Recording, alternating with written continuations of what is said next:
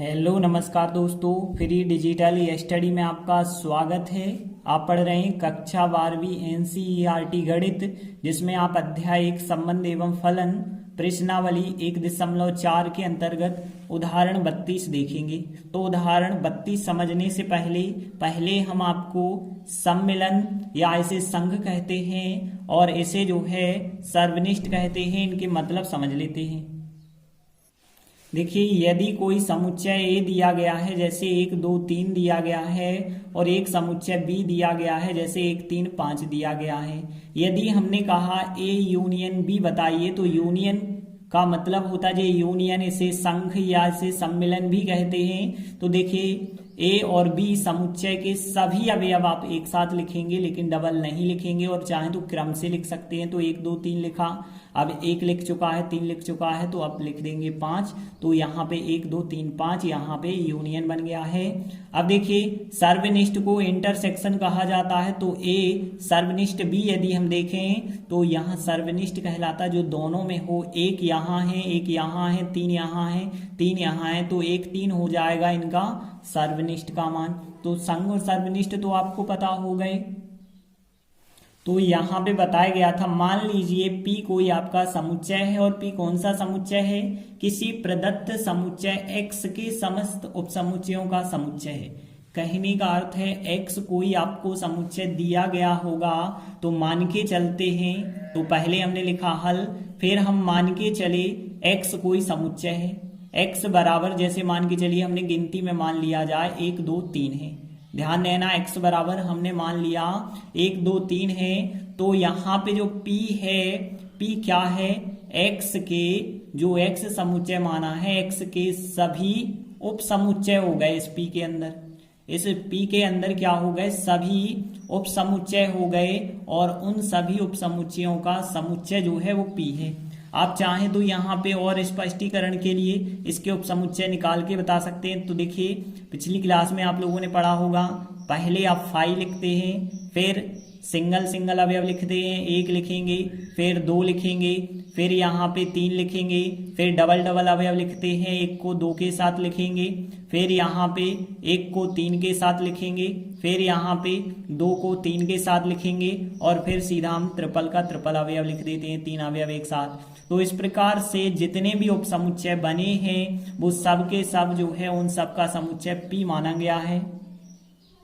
तो देखिए, अब हम बात कर रहे हैं जो हमें सिद्ध करना था। तो देखिए, अब हमने लिखा कि हमें जो सिद्ध करना है वो यूनियन संक्रिया, मतलब यहाँ पे जो सम्मिलन वाली संक्रिया है वो P क्रॉस P से P समुच्चय पर है। कहने का अर्थ है, यदि आपने पहला अवयव जो है P समुच्चय से लिया है और दूसरा समुच्चय भी जो है P से लिया है अवयव, तो उनका आंसर मिलेगा वह भी इसी P समुच्चय पे होगा। और वो किस प्रकार से? यदि आपने जैसे 2 अवयव A और B लिए हैं, तो उनका जो आंसर होता है वो A सम्मिलन या संघ हम कह सकते हैं, A यूनियन B मिलेगा। तो देखिए, जो संघ वाली हमें संक्रिया दी गई है इसके द्वारा प्रदत्त है। यदि हम देखें तो यहाँ पे यह एक द्विआधारी संक्रिया होगी या नहीं होगी। तो देखिए, A का मान हम कुछ भी इनमें से मान सकते हैं और B का मान हम इनमें से कुछ भी मान सकते हैं। तो देखिए, यदि हम देखें A समुच्चय को मान के चलते हैं, यहाँ पे जैसे हमने माना A समुच्चय 1 2 मान लिया, A समुच्चय हमने 1 2 मान लिया, और B समुच्चय जो है हमने मान के चले यहाँ पे 2 3 मान लिया। अब देखिए, यदि हम इनका यूनियन देखें तो A यूनियन B, A संघ B, जो A सम्मिलन B आएगा वो क्या आएगा? इन दोनों को मिला करके लिखना होगा। तो यहाँ मिला करके लिखेंगे तो 1 2 3 आएगा। और कहने का मतलब यहाँ पे यह स्पष्ट है कि यदि आपने A कोई अवयव इससे लिया है, B अवयव भी इससे लिया है, तो इनका जो आंसर बना है वह भी बिल्कुल इसी से बना है। तो आप लिख सकते हैं कि यहाँ पर प्रत्येक युग्म, देखें ना, यहाँ पे आप लिखेंगे, यहाँ प्रत्येक युग्म आप AB का ले लें। यहाँ पे प्रत्येक युग्म AB का यदि आप P क्रॉस P से लेते हैं, कहने का मतलब है A कोई अवयव P से लिया, B कोई अवयव P से लिया, तो उसके लिए क्या होगा? फिर जो आंसर आएगा ए यूनियन बी आएगा वह भी पी के अंतर्गत होगा। इस वजह से हम कह सकते हैं कि जो यूनियन वाली संक्रिया है एक द्विआधारी संक्रिया है। तो देखिए हमने लिखा आता है यूनियन वाली जो संक्रिया है वो समुच्चय पी में एक द्विआधारी संक्रिया है। अब देखिए अब हम बात करेंगे इंटरसेक्शन वाली मतलब सर्वनिष्ठ वाली। तो सर्वनिष्ठ वाली संक्रिया पहले लिखेंगे। तो हमने देखिए सर्वनिष्ठ वाली संक्रिया को लिखा कि सर्वनिष्ठ वाली संक्रिया हमें दी गई है कि P क्रॉस P से P समुच्चय पर है, मतलब यदि कोई पहला अवयव जो A है वो P से लिया जाए, दूसरा अवयव भी P से लिया जाए, तो उनका आंसर जो होता है A सर्वनिष्ठ B वह भी P से होगा। यदि हम देखिए एग्जाम्पल लेके आपको बता देते हैं, यदि हमने A का मान जो पहले लिया था वही एग्जाम्पल लेते हैं।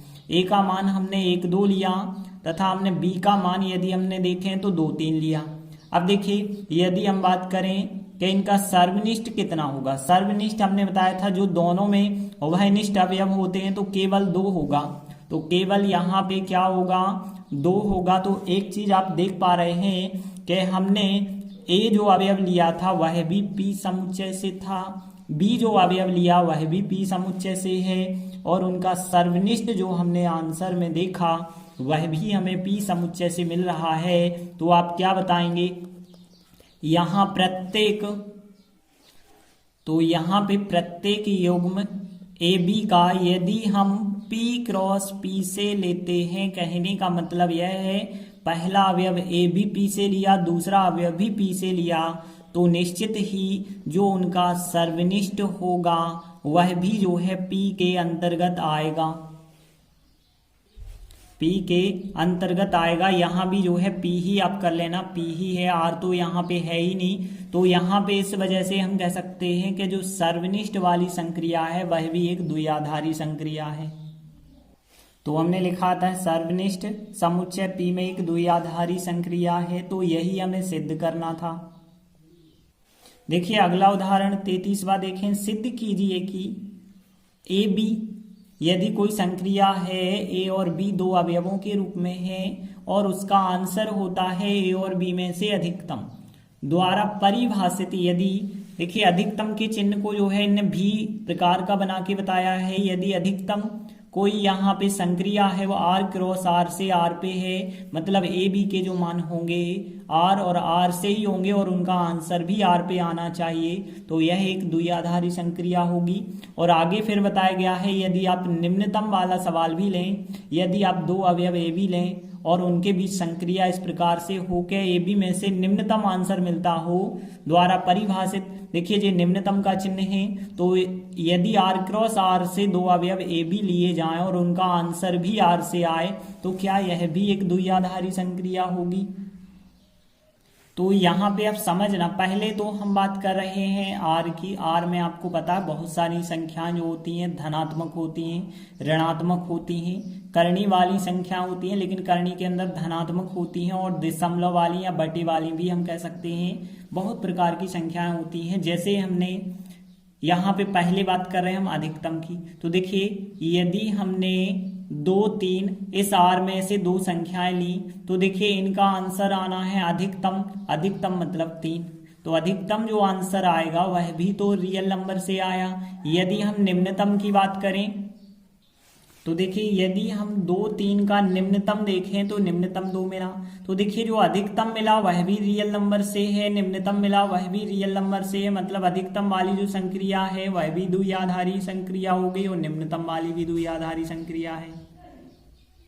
तो देखिए यहाँ पे यदि हम बात करें क्या दिया गया, पहले हमने अधिकतम वाली संक्रिया लिखी कि अधिकतम वाली जो संक्रिया है R क्रॉस R से R पर है, मतलब यदि आप पहला मान A R से लेते हैं और दूसरा मान भी R से लेते हैं तो उनका आंसर जो होता है वो अधिकतम A और B में से होता है, इसके द्वारा परिभाषित है। तो यह एक द्विआधारी संक्रिया होगी या नहीं होगी। तो हमने लिखा यदि हमने, ध्यान देना, यदि हमने 2 3 का एग्जाम्पल दिया, तो यदि हमने 2 3 जो है R क्रॉस R के अंतर्गत लिया है, ध्यान देना पहला अवयव भी R से लिया है और दूसरा अवयव भी R से लिया है, तो फिर देखिए 2 3 का जो अधिकतम होगा, ठीक है ना, 2 3 दो अवयव जो हमने लिए हैं, तो यहाँ पे जो अधिकतम 2 3 बना अधिकतम 2 3, मतलब 2 और 3 का जो अधिकतम होगा वो कितना बना होगा, 3 बना होगा, और जो अधिकतम 3 बना है वह भी रियल नंबर से आ रहा है। अर्थात हम कह सकते हैं कि यहाँ पर प्रत्येक युग्म, ठीक है ना, प्रत्येक युग्म कहने का मतलब है यदि आप ए बी का मान कुछ भी ले लें, ए बी का मान कुछ भी ले लें, तो प्रत्येक युग्म ए बी का यदि आप लेते हैं आर क्रॉस आर से, तो निश्चित ही जो उनका आंसर होगा, तो उनका जो आंसर अधिकतम ए बी होगा वह भी आर के अंतर्गत आएगा। इसलिए हम कह सकते हैं जो अधिकतम वाली संक्रिया है यह एक द्विआधारी संक्रिया है। तो यहाँ सिद्ध हो जाता कि जो अधिकतम वाली संक्रिया है वो वास्तविक संख्याओं के समुच्चय में एक द्विआधारी संक्रिया है। अब देखिए, तथा अब हम निम्नतम वाली संक्रिया की बात करेंगे। तो देखिए, हमने निम्नतम वाली संक्रिया लिखी कि आर क्रॉस आर से आर पर है, मतलब यदि आप जो है पहला अवयव आर से दूसरा अवयव आर से लेते हैं, मतलब ए बी युग्म में यदि आर क्रॉस आर से लेते हैं तो उनका आंसर जो निम्नतम ए बी होगा वह भी आर के अंतर्गत होगा, यह हमें चेक करना है। तो देखिए, हमने फिर वही एग्जाम्पल लिया कि यदि हमने एक युग्म लिया 2 3, यह युग्म जो है आर क्रॉस आर से था, और फिर हमने क्या किया, 2 3 में संक्रिया लगाई, तो 2 3 में जो संक्रिया होगी वो क्या बनी होगी, निम्नतम 2 3 बना होगा, और निम्नतम 2 3 मतलब 2 3 का जो छोटा अंक होगा वो कितना है, 2 3 का निम्नतम वो 2 है, और 2 जो है आर के अंतर्गत आता है। तो आप लिख सकते हैं कि अर्थात यहाँ भी प्रत्येक युग्म, अर्थात यहाँ प्रत्येक युग्म का मतलब है कि आप कोई भी संख्याएं ए बी के रूप में ले सकते हैं, और यदि आपने ए बी संख्याएं आर क्रॉस आर से ली हैं तो फिर निश्चित ही जो उनका रिजल्ट होगा, मतलब निम्नतम ए बी जो उनका रिजल्ट बनता है, निम्नतम ए बी मतलब ए बी में से जो भी छोटा होगा वो निम्नतम रिजल्ट बना होगा, वह भी निश्चित ही आर के अंतर्गत आएगा। तो हम कह सकते हैं अर्थात यहाँ पे जो निम्नतम वाली संक्रिया है एक द्विआधारी संक्रिया है। तो देखिए, हमने लिखा आता है निम्नतम संक्रिया आर समुच्चय में एक द्विआधारी संक्रिया है। तो इस प्रकार से हमें जो भी सवाल सिद्ध करना था कि निम्नतम और अधिकतम जो यहाँ पे संक्रियाएं दी गई थी वह एक द्विआधारी संक्रियाएं थी, तो इतना सिद्ध हो जाता है। तो इस प्रकार से हमने 2 महत्वपूर्ण उदाहरण किए। आगे के वीडियो में हम आगे के उदाहरण करेंगे। धन्यवाद।